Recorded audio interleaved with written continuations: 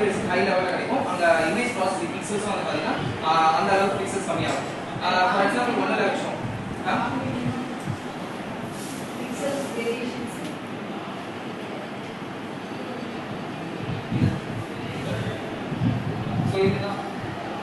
இதுதான் வந்து அந்த ட்ரெயின்டு மாடல் வந்து எந்த அளவுக்கு எங்களோட இமேஜஸ் அந்த ஆர்டிஸ்டை பொறுத்த வரைக்கும் எந்த அளவுக்கு எங்களோட இமேஜஸ் வந்து ட்ரெயின் பண்ணிட்டு பிக்சல்ஸாக மாற்றி இது வந்து நாங்கள் எப்பாக்ஸ் வந்து மண்ணில் வச்சு எடுப்போம். அது வந்து டைம் வந்து அதிகமாக இருக்கும்.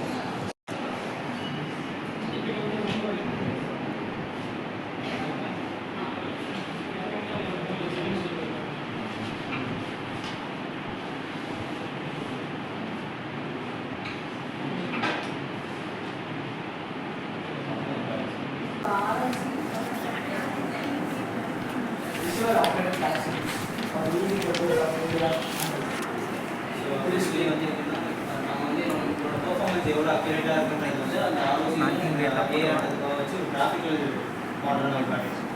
ஸோ இந்த மாதிரி ஆலோசனை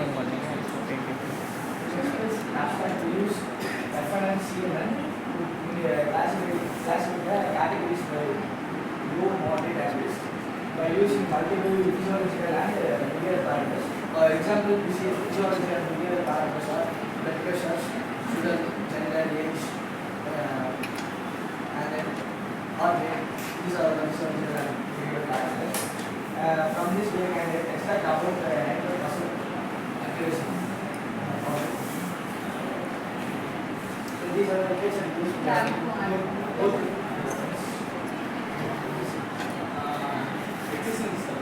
நம்ம வந்து பழைய என்ன யூஸ் பண்ணிக்கிறாங்கன்னா பழைய நம்ம வந்து ஃபிக்ஸ்டு ரிசல்ட் யூஸ் பண்ணி இது வந்து ரூல் பேஸ்டாக யூஸ் பண்ணிக்கிறாங்க.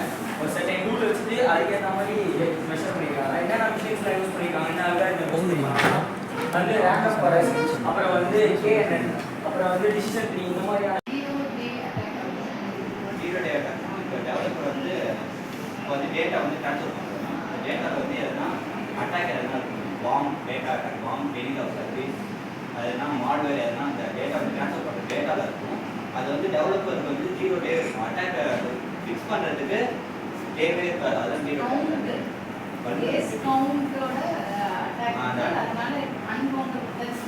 ஜீரோ டே. இந்த டெவலப்பருக்கு வந்து இதுவே இருக்காது, டேவே இருக்காது.